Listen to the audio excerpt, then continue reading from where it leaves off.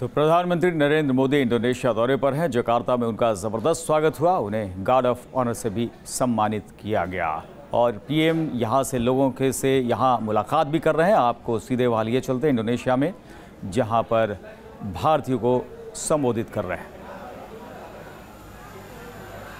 Indonesia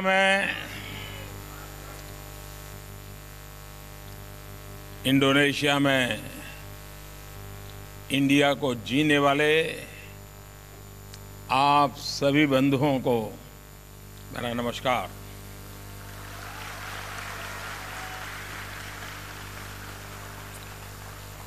सलामत सोरे तमान तमान। आपा काबार।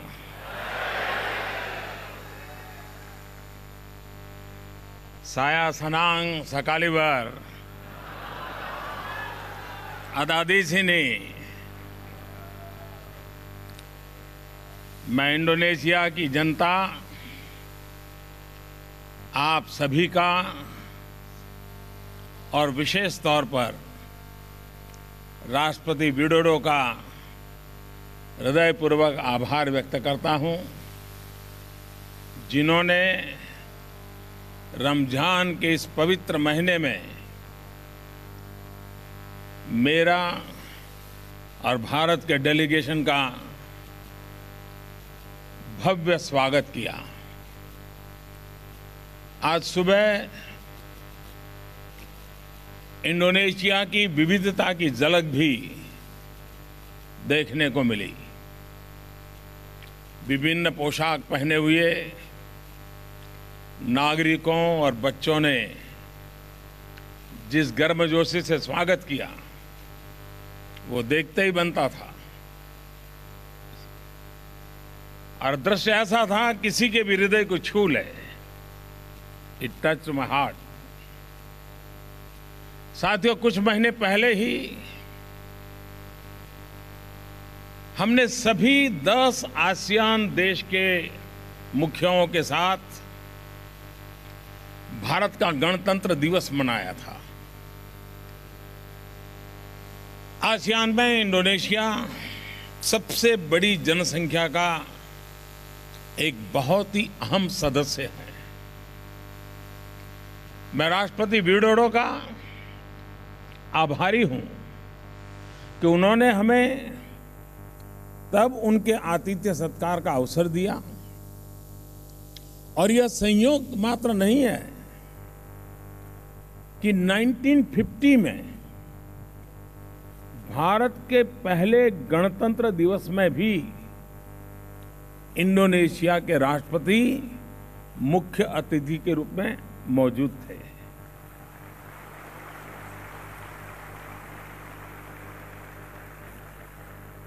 साथियों, बीते 4 वर्षों में 125 करोड़ भारतीयों के प्रतिनिधि के रूप में दुनिया में जहां जहां भी जाने का मुझे अवसर मिला, मेरा प्रयास रहा कि जहां भी जाऊं आप जैसे उन लाखों बंधुओं और बहनों से मिलूं जिनका मूल भारत भूमि में है। इस दौरान मेरी जितनी भी बातचीत हुई उसमें एक बात बहुत ही समान रही और वो बात है मां भारती के प्रति अटूट श्रद्धा, अपार सम्मान।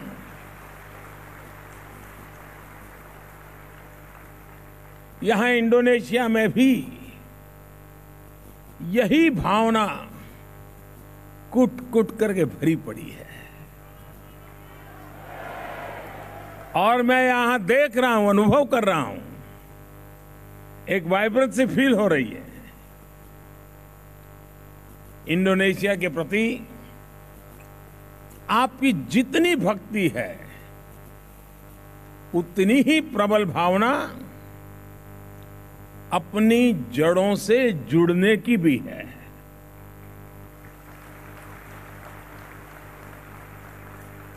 आप में से अधिकांश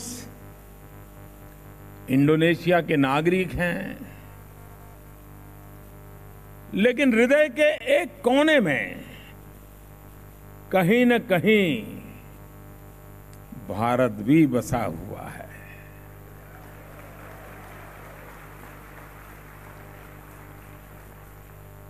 साथियों, हमारा संस्कृत और संस्कृति का रास्ता है, और आप सभी जो यहां इंडोनेशिया में आज रच बस गए हैं, मैं समझता हूं ये हमारे रिश्तों की एक बहुत मजबूत कड़ी है। आप में से यहां कई लोग तो ऐसे हैं जो 4-5 पीढ़ियों से यहां है। ऐसे भी तमाम लोग हैं जो बीते 2-3 दशकों में भी यहां आए हैं। आज आप में से कोई कपड़े के कारोबार से जुड़ा हुआ है, तो कोई स्पोर्ट्स के सामान का व्यापार कर रहा है, कोई इंजीनियर है, कोई कंसल्टेंट है, कोई सीए है, तो कोई बैंकर है, तो कोई आध्यात्मिक गुरु भी है। भारत से ही संबंध रखने वाले श्री गुरु नानक सिंह जी ने 1962 के जकार्ता एशियन गेम्स में इंडोनेशिया के लिए मेडल भी जीता था।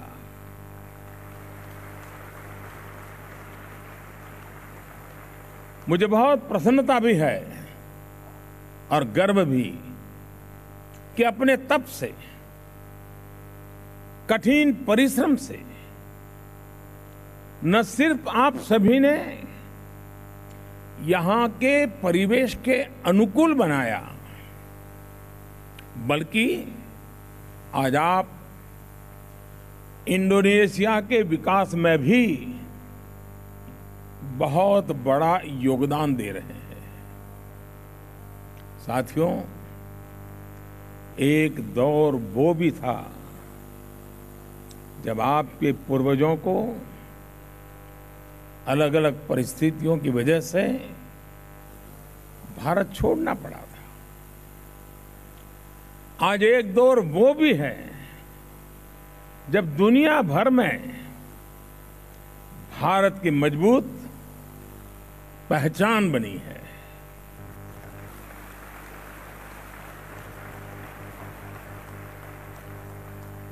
क्या आप लोग भी ऐसा अनुभव करते हैं कि मैं ऐसे ही बोल रहा हूं? अनुभव करते हैं? पहले की तुलना में सीना तान करके चल रहे हो? आंखें मिला के बात कर रहे हो? दुनिया का हर नागरिक आपकी तरफ गर्व से देख रहा है? बस यही बदला हुआ हिंदुस्तान है।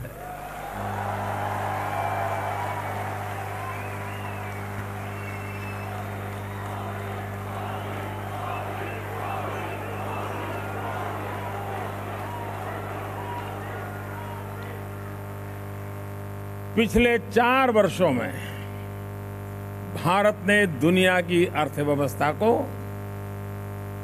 आगे बढ़ाने में सक्रिय भूमिका अदा की है। आज भारत दुनिया की सबसे ओपन इकोनॉमीज में से एक महत्वपूर्ण इकोनॉमी है। भारत में रिकॉर्ड स्तर पर विदेशी निवेश हो रहा है। भारत का फॉरेन एक्सचेंज रिजर्व लगभग $300 बिलियन से बढ़कर अब $400 बिलियन के पार पहुंच गया है।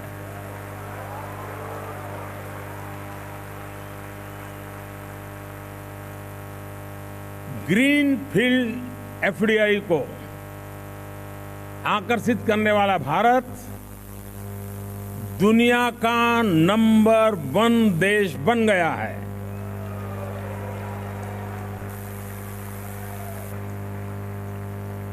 एफडीआई कॉन्फिडेंस इंडेक्स में भारत टॉप 2 इमर्जिंग मार्केट में से एक है। अब 40 पर पहुंच गई है। ईज ऑफ डूइंग बिजनेस की रैंकिंग में भी भारत 142 से 100 नंबर पर आ चुका है। लॉजिस्टिक परफॉर्मेंस इंडेक्स में 19 अंकों का सुधार हुआ है। ग्लोबल इनोवेशन इंडेक्स में भारत की रैंकिंग 21 अंक उछली है।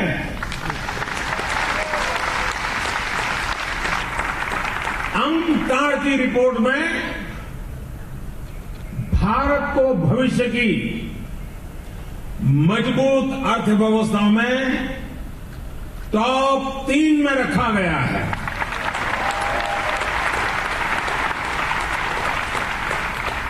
पिछले 14 वर्षों में पहली बार,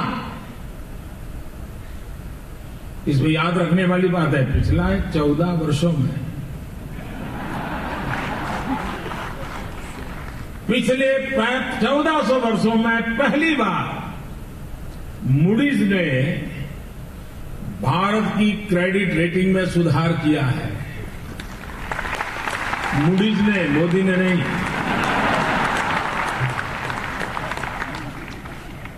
भाई और बहनों,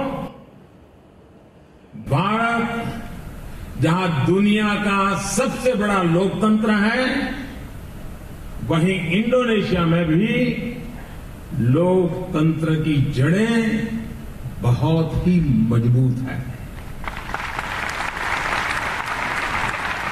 यही कारण है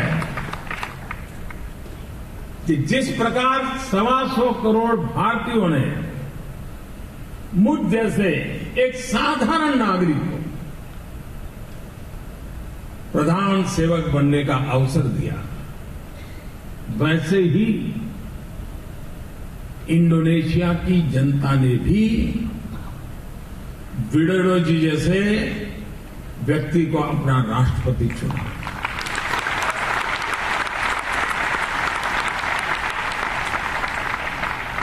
साथियों, भारत और इंडोनेशिया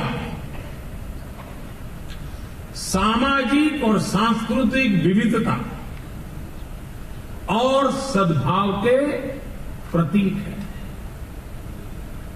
यहां अनेक भाषाएं, बोलियां हैं, सैकड़ों समुदाय रहते हैं।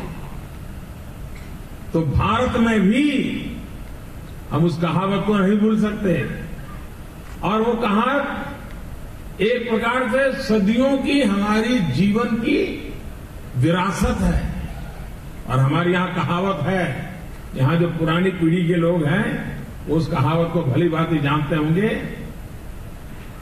कोस कोस पर बदले पानी, कोस कोस पर बदले पानी, 4 कोस पर वाणी। यानी एक एक कोस पर पानी का टेस्ट बदल जाता है और 4 कोस के बाद भाषा बदल जाती है, बोली बदल जाती है। मैंने कहीं पढ़ा है कि इंडोनेशिया के बोर्नियो द्वीप में 1700 साल पहले के अवशेष हैं जो भारत के साथ संबंधों के जीते जागते सबूत हैं। अभी 3-4 दिन पहले ही मैं ओडिशा के कटक में था, और वहां पर जिस मैदान में विशाल जनसभा का आयोजन हुआ था उसका नाम था बाली यात्रा। और बाली यात्रा का मतलब क्या है, आप भली बात जानते हैं। इंडोनेशिया के बाली की यात्रा सैकड़ों वर्ष पूर्व उड़ीसा के महान नाविक कटक से निकलकर ही जावा, सुमात्रा और बोर्नियो तक आते थे। आज भी हर साल अक्टूबर नवंबर में उड़ीसा में बाली यात्रा का बहुत ही शानदार, बहुत ही धूमधाम से उत्सव मनाया जाता है। इंडोनेशिया का गुजरात के साथ भी बहुत पुराना नाता रहा है। जब मैं गुजरात का मुख्यमंत्री था तो एक बार मुझे किसी ने कहा था कि 12वीं सेंचुरी में, 12वीं सदी के आसपास गुजरात में कच्छ में रहने वाले जो मुसलमान थे वो वहां से निकले, उनमें से काफी यहां इंडोनेशिया में भी आकर बसे और उन लोगों के साथ गुजराती भाषा, गुजराती खान पान ये भी इंडोनेशिया में पहुंच गया। और मुझे बताया गया है कि बुबुर गुजरात, गुजराती खिचड़ी, वो इंडोनेशिया में कई मुस्लिम परिवारों में भी बनाई जाती है। आज भी कई ऐसे शब्द इस्तेमाल में हैं जो भारत इंडोनेशिया के संबंधों की प्राचीनता और घनिष्ठता पर प्रकाश डालते हैं। जैसे भाई के लिए सहोदर, रंगों या कलर के लिए वर्ण, ग्रुप के लिए समूह या समूह, उपवास और प्रवास, भाषा और भाषा, रुपया और रुपया। अगर ऐसे शब्दों को इकट्ठा करें तो एक पूरी डिक्शनरी बन जाएगी। ये समानता है स्वाभाविक। भारत और इंडोनेशिया के बीच सिर्फ, ये बहुत कम लोगों के ध्यान में आता होगा, भारत और इंडोनेशिया के बीच सिर्फ और सिर्फ 90 नॉटिकल मील का ही फासला है। यानी हम 90 नॉटिकल मील दूर नहीं, 90 नॉटिकल मील पास है, पड़ोसी है। और मैं तो यहां सबसे आग्रह करूंगा, आप सबसे विशेष रूप से आग्रह करूंगा कि हम बोलचाल में बार बार इस बात का जिक्र करें कि इंडोनेशिया का सबसे निकट का पड़ोसी कोई है तो हिंदुस्तान है। हिंदुस्तान का सबसे निकट का कोई पड़ोसी है तो इंडोनेशिया। साथियों, मुझे बताया गया है कि भारत और इंडोनेशिया हमारे गहरे सांस्कृतिक संबंधों का और उस परंपराओं को यहां पर कई प्रकार से उसको मनाया जाता है। यहां इंडोनेशिया तमिल संगम के सांस्कृतिक आयोजनों को भी एक अलग पहचान मिली है। पिछले वर्ष जकार्ता व अन्य स्थानों पर अंतर्राष्ट्रीय योग दिवस पर आयोजित सफल कार्यक्रमों के बारे में भी मुझे जानकारी मिली। मुझे बहुत अच्छा लगा। मुझे यह भी जानकारी मिली कि बाली में मशहूर भारतीय ट्रेडिशनल मेडिसिन के सेंटर, पंचकर्म आयुर्वेद सेंटरों की लोकप्रियता निरंतर बढ़ रही है। हाल के वर्षों में होलिस्टिक हेल्थ केयर के प्रति दुनिया भर में आकर्षण बढ़ा है। आपके लिए भी पारंपरिक भारतीय चिकित्सा पद्धतियों का एम्बेसडर बनने का ये बेहतरीन अवसर है। साथियों, वैसे ये भी एक संयोग ही है कि कुछ दिन पूर्व ही मुझे नेपाल में जनकपुर में मां जानकी का आशीर्वाद लेने का अवसर मिला था। और मैं यहां इंडोनेशिया में हूं, जहां पर राम कथा को एक नई भूमि और नए परिवेश उपलब्ध हुए हैं। आज मैं यहां पतंग म्यूजियम का उद्घाटन करने के लिए राष्ट्रपति जी के साथ गया था, और भारत के पतंग और इंडोनेशिया के पतंगों की वहां प्रदर्शनी है। रामायण और महाभारत की थीम पर प्रदर्शनी, सारे पतंग रामायण और महाभारत की थीम पर। तो मैं समझता हूं कि हमारा नाता कितना गहरा है, ये हम भली भांति अनुभव करते हैं। और मैंने देखा कि यहां रामायण और महाभारत, मैं जहां पर आज सुबह मेरी मीटिंग थी वहां मैं गया, वहां दीवारों पर बहुत बड़े बड़े लकड़ी का नक्काशी काम था। सारी कथाएं रामायण और महाभारत की थी। यानी इंडोनेशिया के सामान्य जनजीवन में ये सारी चीजें सहज रूप से हैं। आस्था और संस्कृति किस प्रकार साथ साथ पल्लवित और पोषित होती है, उसकी ये बहुत बड़ी मिसाल है। साथियों, पिछली सदी में जब हम दोनों देश आजाद हुए, तब से ही हम वैश्विक और क्षेत्रीय स्तर पर एक दूसरे के साथ सहयोग कर रहे हैं।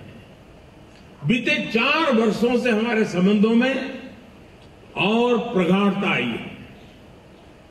आज भारत और इंडोनेशिया के बीच हमारे संबंध नई ऊंचाई पर पहुंचे हैं।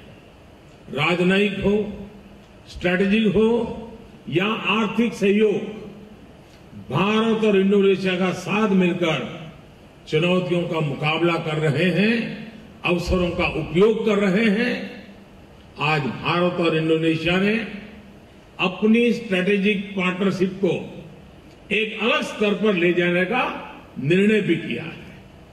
राष्ट्रपति विडोडो और मैंने आज इसे एक कदम आगे बढ़ाकर कॉम्प्रिहेंसिव स्ट्रैटेजिक पार्टनरशिप का दर्जा दिया है। हमारी सेनाओं के बीच सम्मिलित अभ्यास हो रहे हैं। सुरक्षा से जुड़े मुद्दों पर भी हमारे बीच तालमेल बढ़ रहा है। आज इंडोनेशिया आसियान देशों में भारत का सबसे बड़ा व्यापारिक साझेदार है। आज हमारा व्यापार 18 अरब डॉलर से अधिक तक पहुंच चुका है। साथियों, भारत और इंडोनेशिया के बीच मजबूत संबंधों का एक और आधार है हमारे लोग, मेरे देशवासी, यानी आप सब। हमारे यहां एक बहुत बड़ी आबादी ऐसी है जो 35 वर्ष से कम उम्र की है। इनकी ऊर्जा को सही दिशा और प्रोत्साहन देने का प्रयास बीते 4 वर्षों से भारत में हमारी सरकार लगातार कर रही है। और इसलिए मेरी सरकार के काम करने की स्पीड तेज है और स्केल बहुत व्यापक है। और जहां स्पीड हो, स्केल हो, वहां स्कोप के लिए कोई सीमा नहीं होती है। देश के लोगों की आशाओं, अपेक्षाओं के अनुरूप हमने गुड गवर्नेंस पर बल दिया। मिनिमम गवर्नमेंट, मैक्सिमम गवर्नेंस, इस पर हम आग्रही हैं। हम सिटीजन फर्स्ट के मंत्र को लेकर के आगे बढ़ रहे हैं। सरकार बहुत ग्राउंड लेवल पर आखिरी व्यक्ति तक पहुंच करके प्रशासनिक, वित्तीय और कानूनी कदम का फायदा नीचे तक पहुंचे, इसके लिए कदम उठा रही है। हमारी सरकार के लिए करप्शन फ्री, सिटीजन सेंट्रिक और डेवलपमेंट फ्रेंडली इकोसिस्टम ये हमारी सबसे बड़ी प्राथमिकता है। आप जब हिंदुस्तान से निकले होंगे, पासपोर्ट निकाला होगा, पासपोर्ट को पाने में आपको पता नहीं कितने कितने पापड़ बेलने पड़े होंगे। अनुभव है ना? तो भूल गए हैं? और अभी भी आपके मन में वही छवि हो सकती है, लेकिन आज देश बदल चुका है।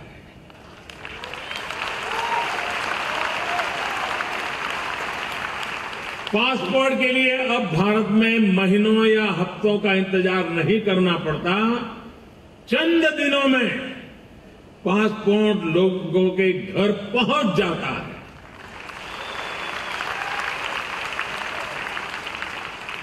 इंडोनेशिया समेत 163 कंट्रीज में हमने लोगों को ई वीजा की सुविधा दे दी है। ई वीजा पर भारत आने वाले टूरिस्टों की संख्या में करीब 150% की बढ़ोतरी हुई है। बीते वर्षों में भारत में आमतौर पर सरकारें सीना तान करके एक बताती रहती थी, पहले की सारी सरकारें आपको याद होगा। अभी मैं कुछ बोला नहीं और हंस पड़े आप लोग।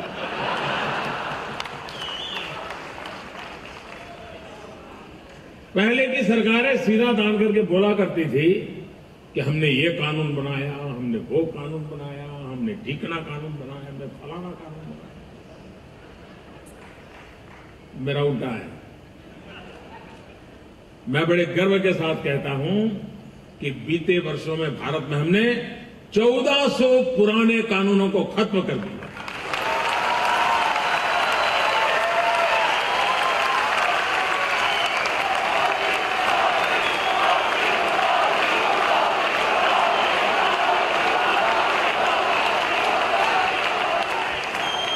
कानूनों की जंजाल से देश के सामान्य मानवी को जितनी राहत दे सकते हैं हम देने का प्रयास कर रहे हैं।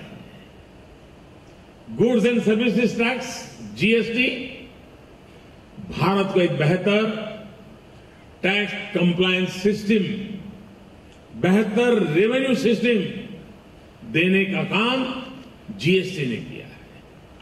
साथियों, हम देश के नागरिकों के लिए सारी दुनिया में चर्चा है ease of doing business, global competition का वो एक दायरा बन गया है और उसका महत्व है, उस दिशा में हम काम भी कर रहे हैं। लेकिन हमारा ध्यान हमने केंद्रित किया है ईज ऑफ लिविंग, और देश के लिए मॉडर्न इंफ्रास्ट्रक्चर के यूनिक कॉम्बिनेशन पर काम कर रहे हैं। भारत में एक ऐसे सिस्टम का निर्माण कर रहे हैं जो ना सिर्फ ट्रांसपेरेंट हो लेकिन सेंसिटिव भी हो। रेलवे लाइनों को ब्रॉड गेज में बदलने की रफ्तार अब डबल हो चुकी है। रेल लाइनों का बिजलीकरण 3 गुना रफ्तार से आगे बढ़ रहा है। गांवों में सड़कें और नेशनल हाईवेज मेरी सरकार 2 गुनी रफ्तार से बना रही है। पहले जिस स्पीड से पावर ट्रांसमिशन लाइन बिछाई जा रही थी, आज यही काम उससे 2 गुनी रफ्तार से हो रहा है। पहले सिर्फ चलिए, प्रधानमंत्री इंडोनेशिया के दौरे पर आप सुन रहे थे, प्रधानमंत्री को संबोधित कर रहे थे जकार्ता में।